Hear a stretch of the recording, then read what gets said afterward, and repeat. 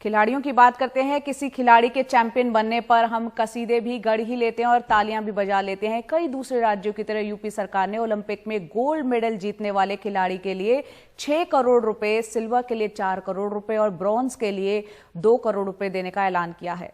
Olympic, Asiad और Commonwealth games के बाद बड़ी इनामी रकम का ऐलान रिवाज बन गया है, लेकिन भारत के टैलेंट भरे गांव से चैंपियन बनने का रास्ता अब भी बेहद मुश्किल है।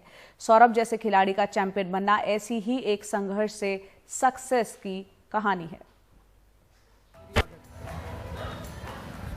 हाथों में ईंट बांधकर पिस्टल होल्डिंग का अभ्यास। यह अभ्यास धैर्य भी मांगता है और बाजुओं में ताकत भी।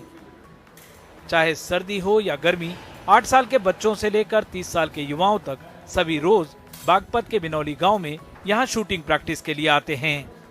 जब गर्मी ज्यादा होती है तो यहाँ पे आते हैं, उस कमरे में ज्यादा गर्मी होती है तो यहाँ के प्रैक्टिस करते हैं। हाँ जी, वहाँ पे ज्यादा बच्चे हो जाते हैं तो यहाँ पे आ जाते हैं, इस पेड़ के नीचे करते हैं प्रैक्टिस। ये क्या एक्सरसाइज को क्या कहते हैं? इससे होल्डिंग करते हैं।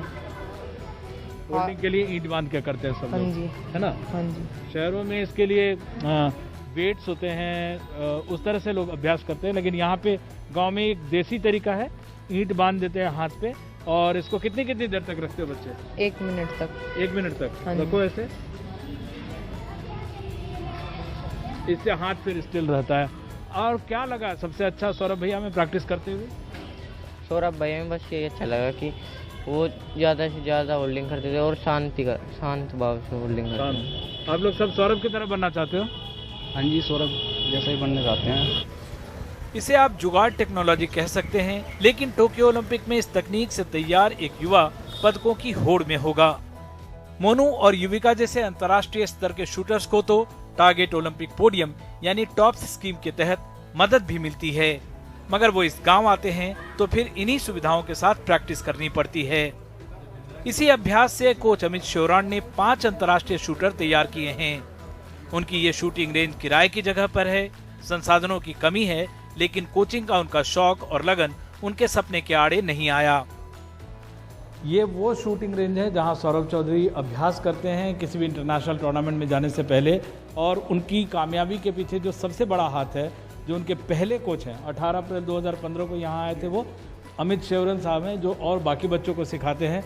और दाद देनी पड़ेगी कि कलीना मेरठ में आता है और वहाँ से ये बागपत 12-13 किलोमीटर दूर, इतने छोटे गांव में। पहले तो मैं ये जानना चाहूँगा कि आपको क्या सूझी कि आपने यहाँ पे बच्चों को सिखाने का शुरू किया और फिर सौरभ आपके पास आए 2015 में? सर, मैं भी शूटिंग करता था 2000 और 2001 तक मैंने भी 2 साल शूटिंग की है, और उस समय ज़्यादा फैसिलिटी थी नहीं शूटिंग के लिए, ज़्यादा मतलब वेपन वगैरह नहीं थे उस समय सुविधाएँ। फिर पापा मेरे एक्सपायर हो गए उसी दौरान, तो मैं छोड़ना पड़ा था मेरे को ये गेम, लेकिन कहीं ना कहीं वो कीड़ा मेरे दिमाग के अंदर था। तो मैंने ऐसे 3 सेट लगाया था, एक छोटा सा सेट, और 6-7 बच्चे मेरे पास थे उस समय। द्रोणाचार्य को अर्जुन मिल गया 2015 में। जी बिल्कुल। सौरभ चौधरी ने वर्ल्ड कप समेत कई अंतर्राष्ट्रीय पदक जीते हैं। उन्हें मान सम्मान, पैसा और सुविधाएं भी मिली। ओलंपिक की तैयारी के लिए एशियाड के बाद सौरभ ने घर पर भी एक शूटिंग रेंज बना ली। ये सौरभ चौधरी के घर की शूटिंग रेंज है, 10 मीटर का शूटिंग रेंज इन्होंने बनाया हुआ है। उनके बड़े भाई नितिन भी आजकल शूट करते हैं, नेशनल्स आप खेल के आए भोपाल में।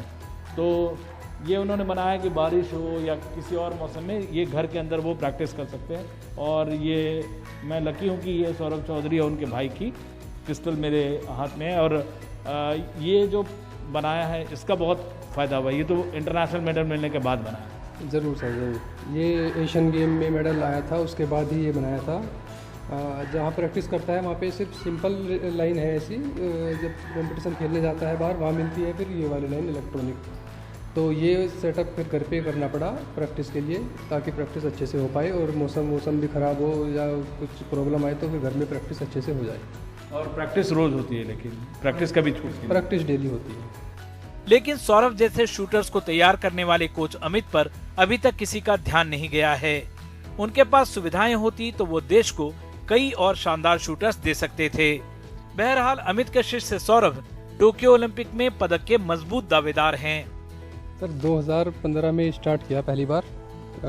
उसको बचपन से शौक था शूटिंग का, और हमारे गांव से कुछ बच्चे भी करते थे, तो उनको देख के उसको भी ज़्यादा इच्छा हुई कि मैं भी जाऊंगा करने के लिए। तो 2015 में स्टार्ट किया और तब से अब तक अच्छा ही कर रहा है, मेहनत करता है काफ़ी। बच्चे की इच्छा थी मैं गेम में जाऊँ, स्पोर्ट में जाऊँ, बच्चों को सुनकर सभी प्रभावित हुआ, तो हमने सोची मैं चल ठीक है तो करे तो कर लेगा। जो दबाव में आते हैं आप लोग, बच्चे पे दबाव नहीं बने, क्या करते हैं आप? हाँ जी, बहुत चिंता सी तो हो जाती है, बहुत घबराहट से हो मेरे पे, तो उसका कोई भी गेम देखा नहीं जाता।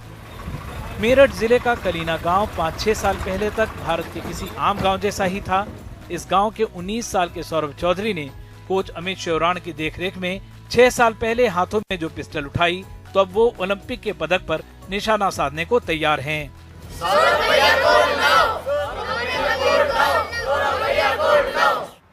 बागपत से कैमरा पर्सन सनुज के साथ विमल मोहन, NDTV इंडिया।